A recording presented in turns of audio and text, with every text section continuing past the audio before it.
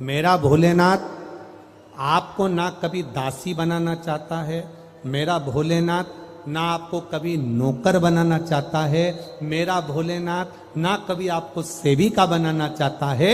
मेरा भोलेनाथ तो आपका हाथ पकड़कर इस संसार सागर से, भव सागर से उन्नति की ओर आगे बढ़ाना चाहता है। वो आपको डूबने नहीं देगा, वो आपको नष्ट नहीं होने देगा, वो आपको तकलीफ में नहीं आने देगा, वो आपको कष्ट की ओर नहीं जाने देगा। वो शिव तत्व है, वो शंकर, वो खड़ी पिताना, मेरा देवादित्य महादेव,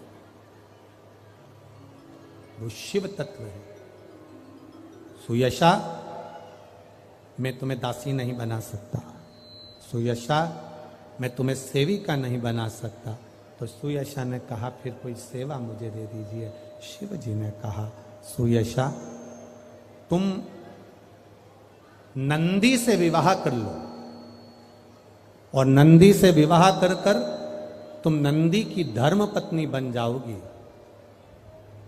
और नंदी की अगर धर्म पत्नी तुम बन गई तो जिस जगह पर नंदी मेरे मंदिर के बाहर बैठा रहेगा,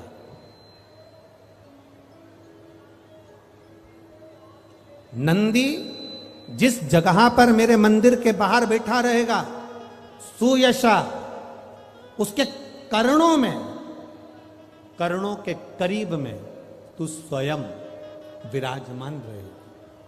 सुयशा, जब कोई नारी, जब कोई पुरुष, जब कोई बच्चा, जब कोई बुजुर्ग, जब कोई भी संसार सागर में रहने वाला मानव मेरे मंदिर में आएगा और नंदी के कान में कुछ कहकर जाएगा, तब तू उसको सुनकर मां पार्वती से कहेगी। और पार्वती जब मेरे साथ प्रतिदिन प्रदोष काल में, प्रदोष के समय, शाम के समय भ्रमण पर जब पार्वती मेरे साथ जाएगी, तो पार्वती मैया जिसके सामने नंदी को रोक देगी, मैं उसके ऊपर कृपा करते हुआ चले जाऊंगा। ये हमारा भाव शिव महापुराण की कथा वर्णन कर रही है।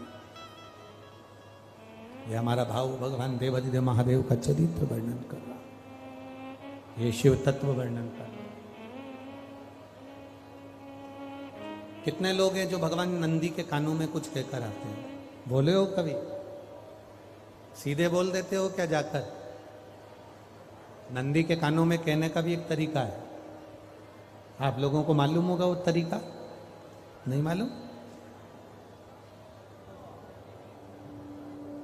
ये बेलपत्री की जो डंडी रहती है ना, बीच का जो भाग है, ध्यान दिए ना जरा सा, ये बीच की जो डंडी है, फिर से देखिए, बेलपत्री के 2 पत्ते और उसके पास में जो बीच की जो डंडी का भाग है, दिख रहा है आप लोगों को?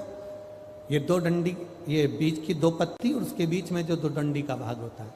जब हम देवादिदेव महादेव से कोई बात कहने वाले होते हैं ना कि बाबा बहुत दुखी हूं, बाबा बहुत तकलीफ चल रही है, बाबा मैंने एक कंपटीशन एग्जाम में परीक्षा दी है, बाबा मेरे जीवन में ये तकलीफ हो रही है, बाबा, तब इस बेलपत्री की जो ये डंडी होती है, इस उंगली से, इस अंगुष्ठ से इस डंडी को पकड़ा जाता है और बाबा के कर्ण में कहने से पहले ये हाथ को नंदी के ऊपर रखकर फिर हम बाबा के नंदी के कानों में कहते हैं, और चलते समय इस बेलपत्र को अशोक सुंदरी की जगह पर चढ़ाकर वापिस सजाते हैं। देवादिदेव महादेव को पार्वती की बात मानना ही पड़ती है और वो कहना ही पड़ता है।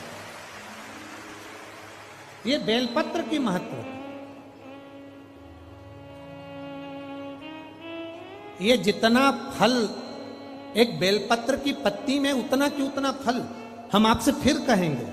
कभी मौका मिल जाए जिंदगी में, कभी तुम्हारे जीवन में अगर मौका मिले और कहीं बेलपत्री का वृक्ष मिल जाए जिसकी छांव तुम्हारे ऊपर पड़ रही हो, तुम्हारे ऊपर अगर बेलपत्री की छांव पड़ रही हो, उसके नीचे बैठकर कभी मौका मिले, एक बेलपत्री का पत्ता मात्र रखकर आप शिव जी का नाम लेकर जल भी अगर समर्पित कर रहे हो ना, तो वो 12 ज्योतिर्लिंग को जल चढ़ाने के बराबर फल प्रदान कर।